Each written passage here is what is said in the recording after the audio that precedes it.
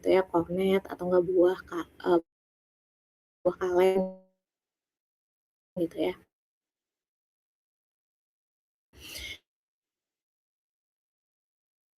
Jadi tujuan dari proses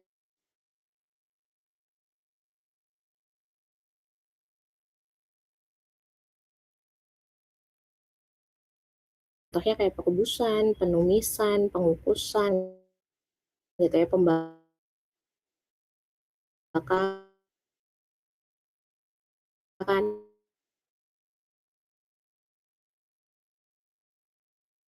itu juga sama.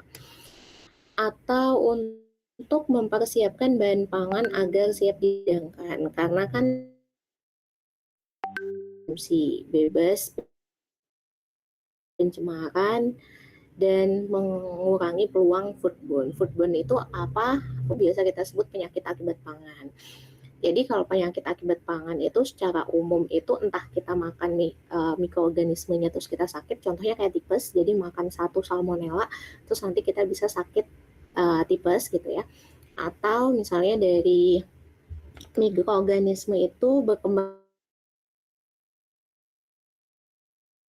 biak, terus nanti dia membiak, jadi nanti kalau misalnya sumber nutrisinya nggak cukup, biasanya dia akan mengeluarkan yang namanya enterotoksin. Jadi kalau kita makan enterotoksinnya, baru kita muntah-muntah gitu atau enggak keracunan. Tapi kalau kita makan Staphylococcus aureus nggak apa-apa gitu ya. Jadi foodborne itu macam-macam.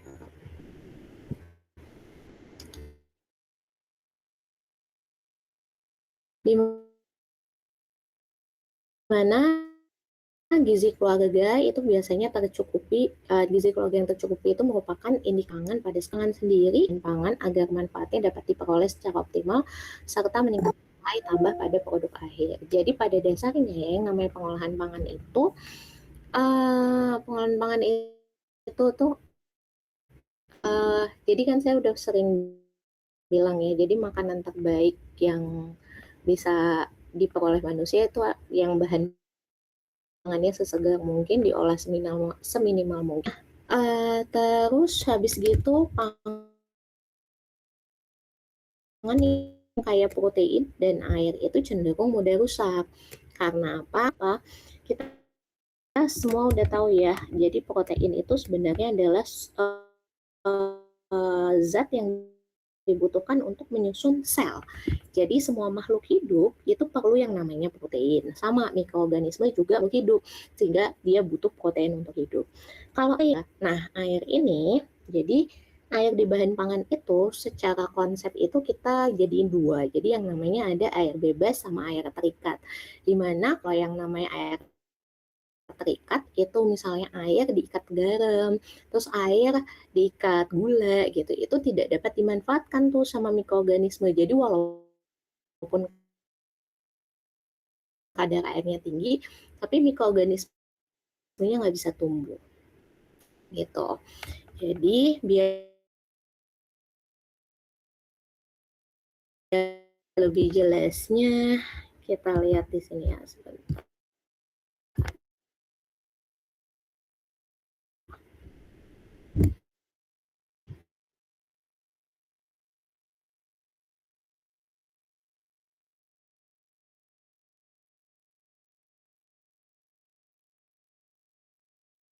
Jadi air itu secara garis besar tuh ada dua, air bebas sama air terikat. Silahkan kalau di pangan itu namanya aktivitas air. Sedangkan kalau maunya dia air bebas atau air terikat, itu semuanya itu termasuk kadar air. Contohnya, Bu, kadar air sama aktivitas air harusnya sejalan atau enggak? Jawabnya biasanya sejalan, tapi ada juga bahan pangan yang kadar airnya tinggi, tapi aktivitas airnya rendah. Maksudnya apa? Karena air bebasnya sedikit, tapi kadar airnya tinggi. Contohnya apa? Sirup. Jadi kalau kalian lihat sirup tuh, kan dia cair tuh, berarti kadar airnya tinggi, tapi dia nggak mudah rusak. Kenapa? Karena air bebasnya sedikit. Yang bisa dimanfaatkan untuk tumbuhnya mikroorganisme itu jadi lebih sedikit gitu. Nah, bisa kita lihat di sini nih air itu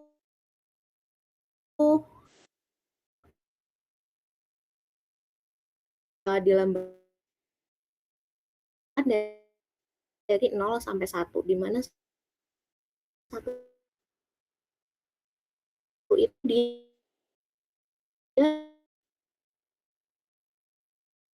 di angka 0,7, kalau 0,76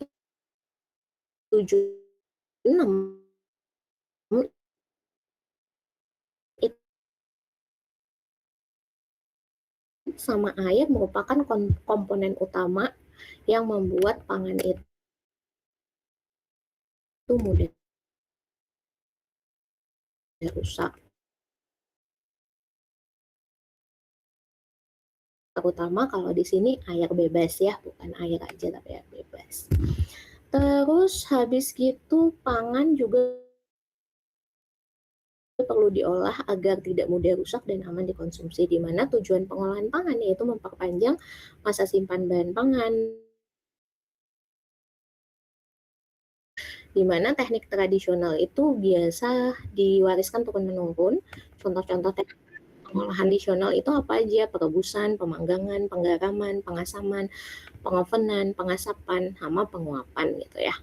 Nah, biasanya kalau teknik tradisional ini cenderung kurang memperhatikan sanitasi atau kebersihan dalam proses pengolahannya gitu ya.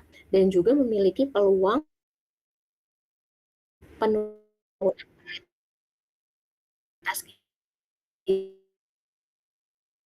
karena panas yang berlebih. Maksudnya gimana?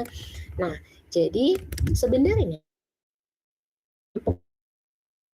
protein itu kalau misalnya nanti dia kena panas, dia akan dipecah dari yang lebih peptida ini nanti yang bisa diserap atau dimanfaatkan oleh tubuh. Kalau jadi bentuknya terlalu besar, dia biasanya bioavailability-nya turun. Karena apa? Karena tidak bisa langsung diserap oleh tubuh gitu ya. Jadi anggap aja kalau kalian makan nasi satu suap sama nasi ini.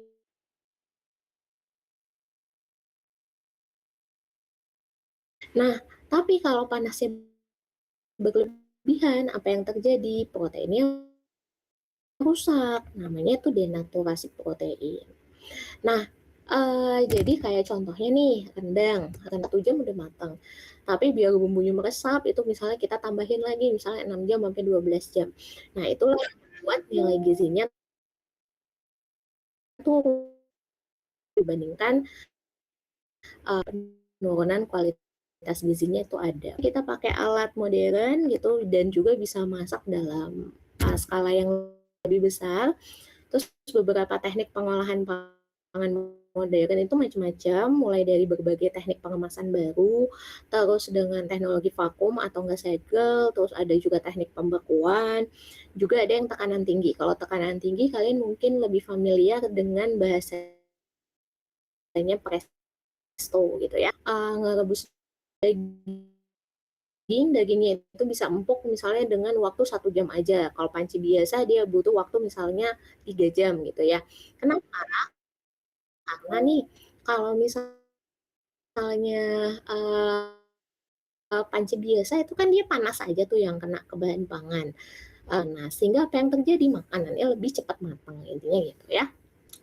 Terus kalau ada juga ini namanya iradiasi. Iradiasi itu apa? Dengan kita menembakkan sinar gamma atau sinar X-ray itu dalam panjang gelombang tertentu ke bahan pangan untuk membunuh mikroba patogen target. Nah, ngomongin mikroba patogen target nih. Maksudnya mikroba patogen target itu apa? Jadi mikroorganisme yang bisa menyebabkan sakit paling parah dan paling sulit dibunuh di sometimes itu beda organisme secara alami di tiap bahan pangan tuh beda-beda gitu ya. Nah, terus habis gitu iradiasi sendiri kalau di pangan itu dia biasanya harus ditunjukkan dengan tertentu ya. Bentar.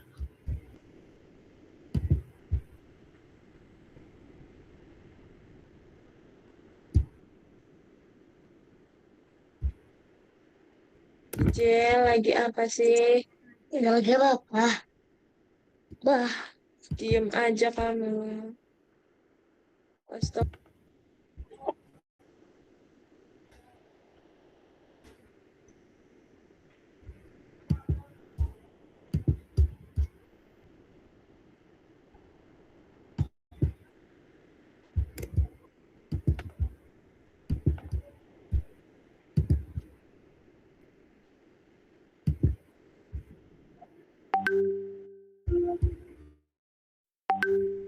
Hmm.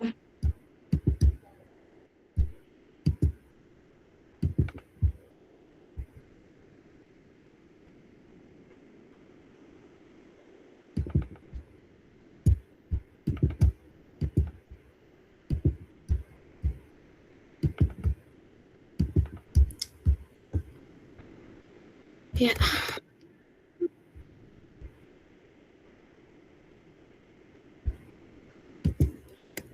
jadi bisa dilihat ya teman-teman, semua pangan yang diolah dengan sistem iradiasi itu wajib menampilkan logo seperti ini nih. Jadi contohnya nih pangan iradiasi itu nanti di apa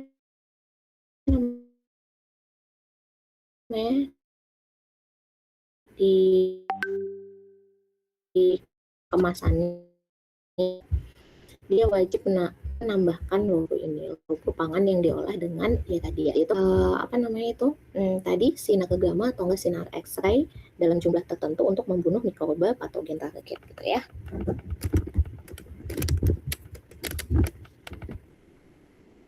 Oke, lanjut. Nah, selanjutnya itu setelah iradiasi ada juga yang namanya ultrasonik atau sonikasi. Jadi ultrasonik atau sonikasi itu sistemnya gimana? Dia panasnya rendah. Nanti panas rendah itu didukung dengan namanya gelombang suara. Jadi kalau ini pengembangan teknologi teknik masaknya itu namanya chauffeur, chauffeur yang dikembangkan di Perancis gitu ya. Jadi masaknya itu gimana, daging dimasak dalam suhu suhu apa namanya suhu rendah tapi dalam waktu yang lama gitu. Terus ditambah dengan tadi ultrasonik atau enggak gelombang suara itu ya. Kalau kalian mau lihat yang kebayang itu kayak gimana, contohnya itu adalah ketika kalian mau bersihin ini ya kacamata atau enggak perhiasan gitu kan di toko perhiasan atau enggak di optik itu biasanya pakai sonikator gitu. Jadi kayak gini nih.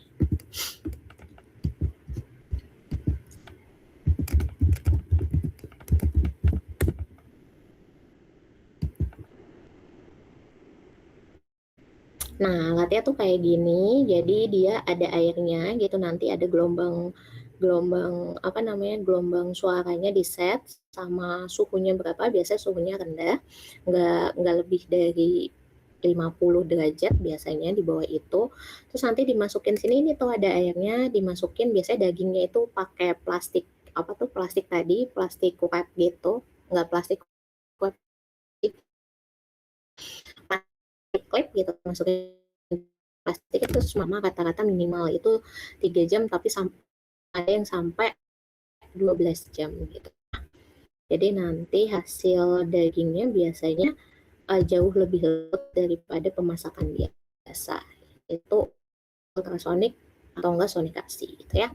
Terus ada juga penambahan bahan-bahan pangan itu aja yang food grade. Sebenarnya di slide yang dibagi ke kalian tuh penambahan bahan kimia gitu ya, tapi saya kurang nyaman menggunakan bahasa penambahan bahan kimia karena apa? Karena pada dasarnya bahan kimia ya teman-teman ya. Jadi air itu bahan kimia. Jadi menurut saya kalau istilah bahan kimia itu kurang pas aja. Jadi menurut saya better pakai istilah bahan tambahan pangan yang food grade gitu ya. Terus habis gitu ada juga kalau untuk teknik pengolahan modern sendiri dia sangat memperhatikan sanitasi dan hygiene yang lebih baik, dan juga biasanya prosesnya terkontrol dan terpantau dengan baik. Nah, ini salah satu contoh teknik tradisional yaitu pengasapan, di mana pengasapan itu menggabungkan beberapa proses yaitu penggaraman, pengeringan, dan pengasapan. Nah, di mana penggaraman ini membantu proses pengawetan ikan. Maksudnya apa tadi? Airnya kan diikat sama garam. Banyak nih air bebas yang bisa dimanfaatkan mikroorganisme untuk tumbuh melekatnya partikel asap ke dalam tubuh ikan. Terus ada proses pengeringan, di mana kadar air dalam ikan itu menurun, menguap. Ini yang memperkecil kemungkinan terjadinya kerusakan kimiawi atau enggak mikrobiologi dalam tubuh ikan. Dan juga yang terakhir pengasapan, yaitu bahan bakar. Pengasapan kayu bakarnya itu nanti akan menghasilkan senyawa kimia namanya fenol sama formaldehid. Nah, fenol dan formaldehid itu juga menghambat aktivitas mikroorganisme lainnya serta membentuk lapisan pelindung. Nah, kalau yang modern tuh biasanya banyaknya itu teknik pengemasannya. Nah, kalau untuk teknik pengemasan itu konsepnya kayak gimana sih pengemasan tuh? Jadi cara untuk memisahkan dengan kondisi lingkungan normalnya agar bahan pangan itu tidak mudah rusak sampai batas waktu yang diinginkan. Batas waktu yang diinginkan kayak gimana? Jadi diharapkan nanti bahan pangannya itu tidak ada perubahan karakteristik sensori, kimia, fisik, biologis maupun emosional. Nah, bisa kita lihat ya di sini. Jadi berbagai kemasan itu contohnya apa aja? Yang pertama itu ada yang namanya biodegradable kemasan yang mudah terurai gitu ya. Jadi sekarang banyak tuh biodegradable packaging dan lebih diminati. Karena apa? Karena masalah ini ya, limbah plastik yang udah banyak atau enggak limbah kemasan yang udah membludak di dunia ini, sehingga justru malah kalau perusahaan pangan selalu disarankan untuk menggunakan kemasan yang biodegradable atau enggak kemasan yang recycle packaging. Recycle packaging itu maksudnya apa? Jadi dari tadi limbah-limbah kemasan itu nanti diolah menjadi kemasan baru yang bisa digunakan. Tapi dengan tanda ini ya, recycle gitu. Terus ada juga yang namanya edible packaging. Edible packaging itu apa? Jadi kemasan yang bisa dimakan gitu ya, yang aman untuk dimakan. Sekarang juga udah mulai berkembang tuh, jadi alat makan yang packaging. Contohnya kayak spoon, atau enggak sendok, edible sendok gitu. Edible spoon, edible fork, bahkan yang paling sering ditemuin itu biasanya edible straw gitu ya, sedotan. Ada juga yang namanya active packaging. Kalau active packaging itu berarti kemasannya itu punya kemampuan khusus. Kemampuan khususnya itu apa? Contohnya nih, ada yang namanya UV blocking packaging. Maksudnya UV blocking packaging itu apa? Kan jadi ada beberapa sayuran yang dia kalau misalnya kena matahari langsung nih, kena cahaya matahari langsung, dia cenderung lebih mudah layu atau lebih mudah busuk. Contohnya kayak wortel. Wortel kita kasih blocking packaging ini nanti ada juga yang namanya oxygen scavenger. Oxygen scavenger itu fungsinya buat apa? Dia nanti akan ngikat oksigen sehingga kalau oksigennya sedikit otomatis mikroorganismenya nggak bisa tumbuh di bahan pangan itu ya. Jadinya dia lebih awet. Terus ada juga yang ini nih teman-teman, yang ini dia namanya ethylene scavenger. Ethylene scavenger itu apa? Dia nanti akan mengikat namanya gas etilen. Gas etilen itu apa? Gas etilen adalah gas yang bisa membuat buah atau ya biasanya buah itu lebih cepat matang, teman-teman. Jadi diharapkan dengan adanya ethylene scavenger, jadi buahnya itu lebih lama matangnya sehingga biasanya dipakainya buat apa? Dipakainya biasanya buat buah kita yang mau kita ekspor atau enggak mau kita distribusikan ke tempat yang lebih jauh gitu ya, biar kondisinya masih bagus. Terus ada juga carbon dioxide emitter. Jadi kalau carbon dioxide emitter itu kemasannya itu dia dapat memasukkan CO2 dari luar itu ke dalam kemasan pangan ini. Jadi CO2-nya bisa masuk. Ya. Dengan CO2 yang berlimpah di dalam kemasan pangan, otomatis oksigennya akan menipis. Apa yang terjadi? Jadi mikroorganismenya nggak bisa untuk tumbuh karena oksigennya nggak ada, gitu ya.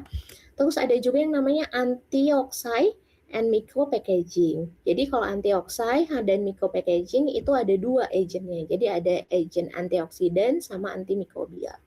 Kalau antioksidan itu apa? Antioksidan itu dia adalah zat yang bisa menangkap radikal bebas yang membuat dia pergerakannya lebih stabil gitu ya. Nah, radikal bebas itu apa? Kalau kalian bayangin pinball gitu yang di lounge gitu ya, terus kan dia jalannya wing wing wing wing gitu loh. Maksudnya tidak terarah. Nah, itu kalau misalnya ada radikal bebas dalam tubuh yang tidak terarah ini, dia cenderung dia merusak sel dalam tubuh karena pergerakannya itu tidak dapat diprediksi. Sehingga dengan adanya antioksidan itu dia memperlambat lajunya dan juga membuat pergerakannya lebih diprediksi sehingga dia tidak membuat selnya mati gitu ya. Jadi itu adalah antioksidan, terus ada juga antimikrobial. Kalau antimikrobial di sini dia dapat tadi, contohnya kayak tadi ya, hasil pengasapan kayak beberapa senyawa fenol atau enggak formaldehid yang dia bisa menghambat pertumbuhan mikroorganisme. Itu namanya antimikrobial. Nah, ada juga yang namanya moisture absorbent packaging. Jadi di mana packagingnya itu dia bisa menyerap uap air. Sehingga apa yang terjadi? Jadi makanan di dalamnya ini kandungan airnya lebih sedikit sehingga mikroorganismenya lebih sulit untuk tumbuh sehingga nanti dia masa simpannya lebih lama. Ada juga yang namanya temperatur sensitive packaging. Jadi di dalam packaging ini nanti dia bisa bisa kita tahu nih misalnya untuk makanan yang prefer disimpan di suhu dingin gitu. Jadi kalau dia disimpan di suhu yang ruang gitu nanti dia ada warna yang terlihat gitu misalnya merah atau apa sehingga dia harus dipindahkan ke suhu dingin atau terbalik nih kayak pisang gitu dia nggak bisa disimpan di suhu dingin karena takut kulitnya coklat gitu ya dia harus disimpan di suhu ruang jadi kalau di suhu dingin tuh nanti ada apa namanya ada label tertentu atau enggak keluar apa tuh namanya sih keluar penanda tertentu ya. Nah, biar lebih jelasnya saya buka ini ya, bentar.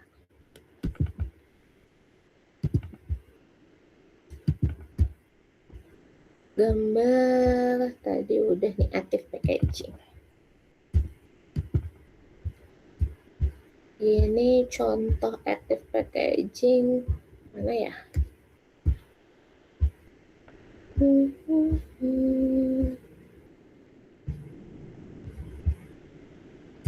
Bentar, coba cari lagi di history. Udah pernah lihat kok gambarnya sebentar ya. Food. Nah ini coba. Nah ini ya, contoh active packaging, contohnya ini yang A, ini temperatur indikator. Contohnya kayak di kaleng cola ini. Jadi kalau nanti muncul SS gini, drink now, itu berarti dia suhunya tuh suhu dingin. Kalau yang ini berarti suhu ruang. Atau ada yang ngasih indikator di atasnya di pembuka kalengnya ya. Jadi kalau dia dingin itu warna hijau atau biru, kalau dia suhu ruang warnanya kaleng biasa. Atau dia freshness indikator. Jadi bisa dilihat nih kalau hijau ini lebih fresh daging salmon di dalamnya. Kalau udah kuning atau merah berarti udah mulai lebih tidak fresh. Kalau merah misalnya udah mulai busuk gitu ya. Atau bentuknya mungkin bukan hijau kuning tapi bentuknya itu warna biru gitu ya, misalnya birunya semakin pekat dia semakin nggak fresh gitu, misalnya birunya semakin pudar dia semakin fresh, contohnya kayak gitu. Atau tingkat kematangan buah nih bisa dilihat, jadi buah ini tuh udah oranye di sini berarti dia udah matang, udah siap dimakan gitu. Kalau misalnya kuning berarti belum matang. Jadi kalau di luar negeri tuh kalau kita mau beli buah tuh kita bisa tahu gitu. Jadi kalau misalnya mau makan yang buat besok carinya misalnya yang kuning, tapi kalau makan hari ini misalnya cari yang udah apa namanya buahnya memang matang gitu. Oke, untuk pemanfaatan pangan segitu aja, sampai sini ada yang mau ditanyain?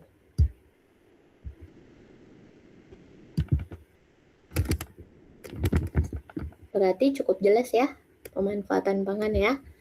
Kalau gitu saya lanjutkan dengan materi berikutnya, yaitu tentang pengaruh aspek ekonomi dan teknologi terhadap ketahanan pangan. Slide-nya udah kelihatan ya?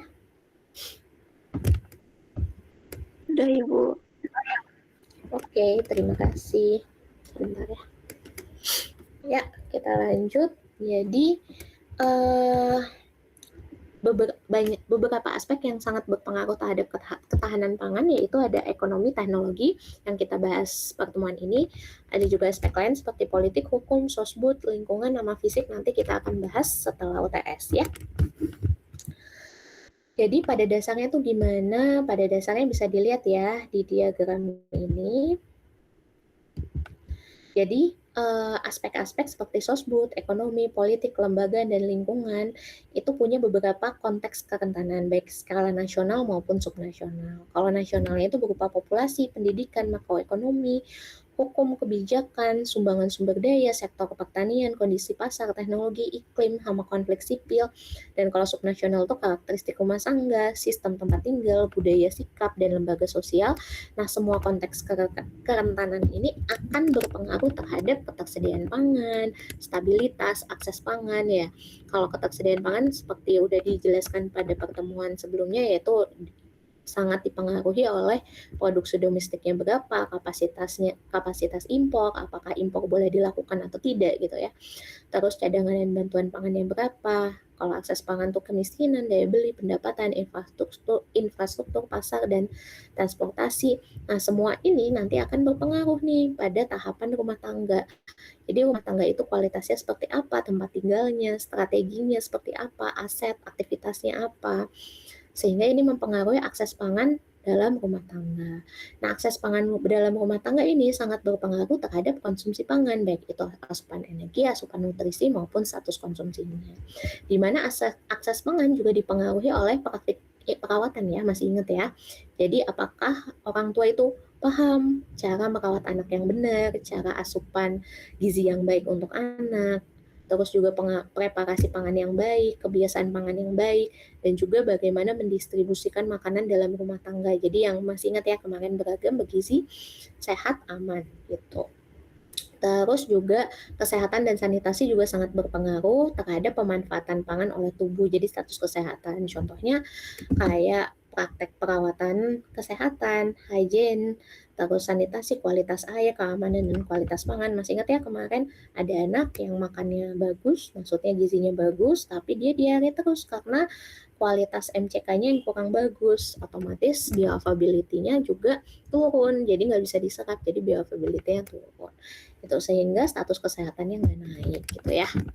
Nah, dari konsumsi pangan dan pemanfaatan pangan oleh tubuh itu nanti akan menentukan status nutrisi di negara itu gitu. Jadi kenapa kita harus belajar setiap aspek yang mempengaruhi ketahanan pangan ini adalah diperlukan pengkajian aspek untuk melihat potensi, tantangan, dan solusi dalam mewujudkan ketahanan pangan nasional, di mana negara dapat membangun dan mengembangkan sistem ekonomi, sosial, dan budaya, politik, hukum, fisik, lingkungan, dan teknologi yang sesuai dengan sumber daya yang tersedia. Jadi pada dasarnya aspek ekonomi sendiri ini sangat berpengaruh terhadap pilar keterjangkauan atau enggak aksesibilitas ya. Karena apa? Karena walaupun pangannya tersedia, bergizi, aman, beragam, tapi kalau misalnya secara ekonomi tidak terakses gitu, jadi aksesibilitasnya turun, baik dalam skala nasional, regional, rumah tangga, bahkan individu. Nah, aspek ekonomi apa yang harus kita perhatikan? Yang pertama tentunya pendapatan masyarakat. Kalau pendapatan masyarakatnya tinggi, otomatis daya belinya tinggi, apa yang terjadi? Biasanya gizinya terpenuhi. Kalau begitu pula sebaliknya, pendapatan masyarakat rendah, daya beli rendah, berarti gizinya kurang terpenuhi. Dan juga biasanya kestabilan harga pangan juga berpengaruh ya terhadap daya beli. Jadi kalau harga pangan yang nggak stabil, dia terlalu mahal, daya belinya juga otomatis turun, gizinya juga otomatis turun. Nah, makanya kestabilan harga ini biasanya dijamin oleh pemerintah gitu ya. Jadi pemerintah biasanya melakukan operasi pasar, ingat yang minggu lalu ya, jadi dia mengeluarkan cadangan pangan tertentu yang harganya tinggi, terus dijual dalam harga yang murah, sehingga mau nggak mau penjual jadi dia bisa juga menurunkan harga pasar gitu ya, itu untuk menjaga kestabilan harga pasar. Terus selain itu juga pertumbuhan ekonomi berpengaruh. Jadi kalau misalnya pertumbuhan ekonominya bagus, ya naik tiap tahun gitu biasanya lebih stabil nih ketahanan pangannya. Karena apa? Karena otomatis pendapatannya juga stabil naik, terus daya beli juga stabil naik, dan gizinya juga stabil terpenuhi. Tapi kalau pertumbuhan ekonomi turun ke sama konteksnya mirip. Jadi otomatis daya beli turun, pendapatan turun, daya beli turun, gizinya juga kurang terpenuhi. Nah, itu tadi dari aspek ekonomi. Kalau dari aspek teknologi, biasanya kita memanfaatkan perkembangan ilmu dan teknologi terkini untuk memperkuat pilar ketahanan pangan. Nah, bisa dilihat ya. Jadi, kalau aspek teknologi itu kita harus metain dulu nih tantangan dalam setiap aspek ketahanan pangan apa aja, terus nanti kita kaji bareng-bareng kira-kira bisa memanfaatkan inovasi dan teknologi apa nih untuk kita akhirnya bisa di fase yang tahan pangan gitu ya. Nah, aspek teknologi ini berpengaruh pada semua pilar sebenarnya. Jadi baik itu ketersediaan, aksesibilitas, pemanfaatan, dan stabilitas. Contohnya kayak gimana? Contohnya kita menggunakan teknologi stres biotik. Maksudnya apa nih? Kita pakai tanaman yang tahan penyakit, tahan serangga, atau enggak pakai terong yang tahan serangga gitu ya, atau enggak varietas gandum yang ras resisten, atau menggunakan herbisida atau pestisida yang poten tapi juga aman untuk lingkungan gitu ya. Atau kita menggunakan teknologi stres abiotik, yaitu kita menggunakan bibit-bibit tanaman yang toleran garam, biasanya itu buat apa? Buat ditanam di daerah pesisir gitu ya. Atau tanaman yang tahan perubahan iklim gitu ya. Biasanya kalau misalnya pancaroba gitu banyak gagal panen, biasanya kita pakai bibit-bibit tanaman yang lebih tahan terhadap perubahan iklim.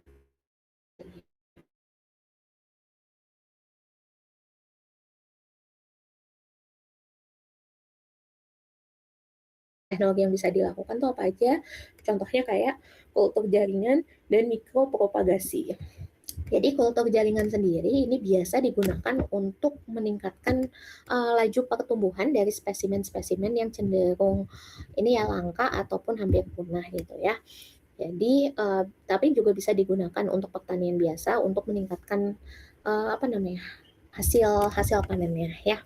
Terus juga ada juga breeding. Breeding itu bisa di perikanan, bisa di peternakan gitu ya. Breeding itu proses memperbanyak atau enggak mengawinkan ternak ya dengan marker atau penanda. Jadi breeding dengan marker ini nanti kita bisa nandain nih gen terbaiknya itu yang mana sehingga kita harapkan gen itu yang lanjut terus menerus gitu. Misalnya contohnya kalau breeding perikanan, oh gen ini ikannya lebih tahan terhadap parasit gitu. Nanti berarti breeding gen untuk ikan tersebut ya yang itu dipertahankan terus-menerus sehingga nanti ikannya cenderung lebih tahan terhadap parasit. Contohnya kayak gitu ya.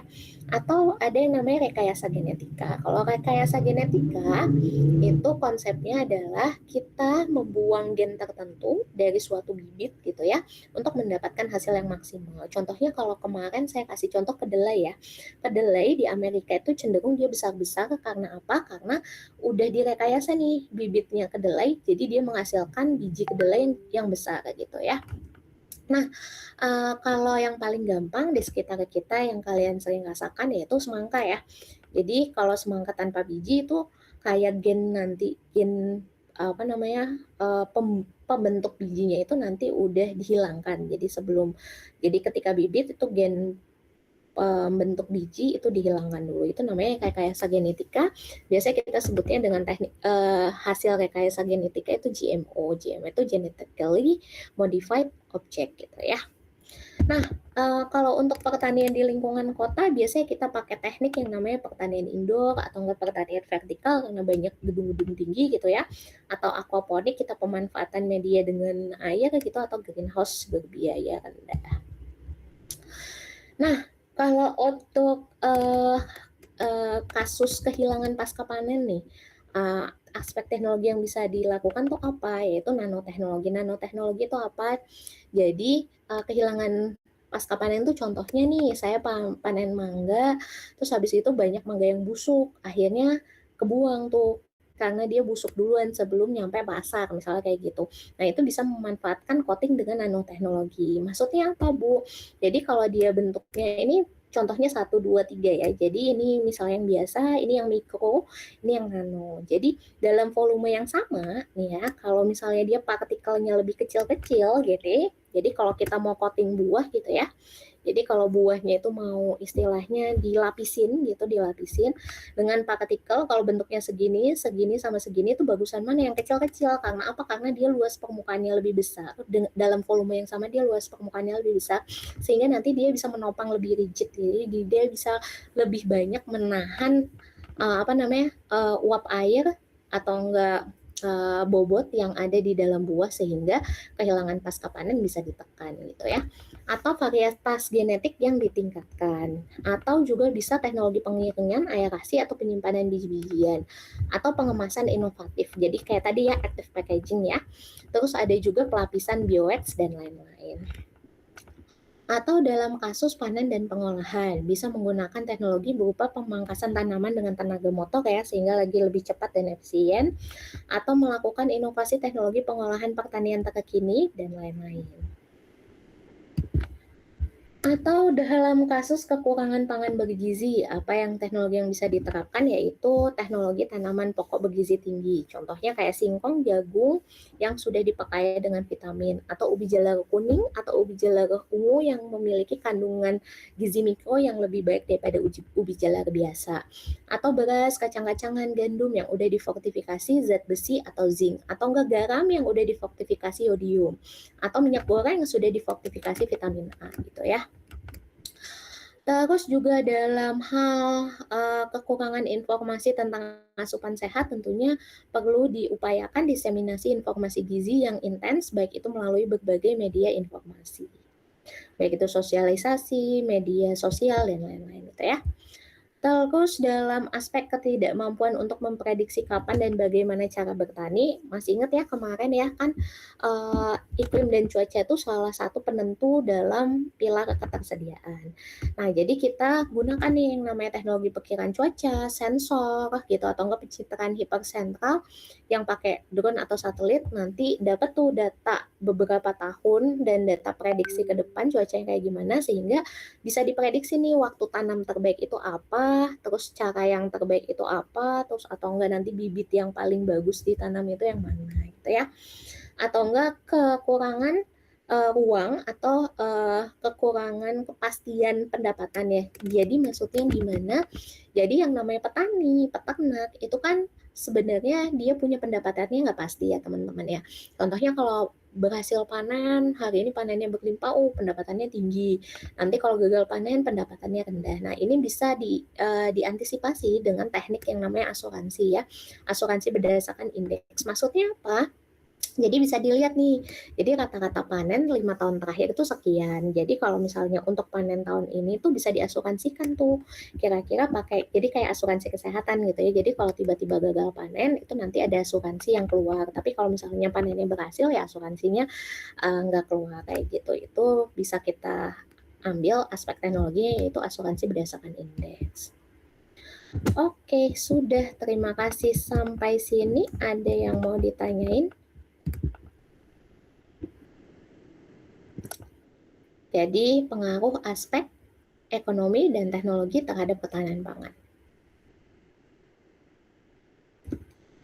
Kalau nggak ada yang mau ditanyain, berarti saya langsung isi presensi aja ya. Berarti kan presensinya juga hari ini 2 kali ya. Jadi saya akan isi presensi hari ini sama besok. Sebentar, saya buka siapa. Seperti biasanya nanti saya panggil namanya, tolong open mic sambil bilang hadir gitu ya, atau ada boleh silakan. Bentar. Oh iya, saya boleh minta tolong ya. Yang presensi 2 April salah satu mahasiswa ada yang validasi dulu ya.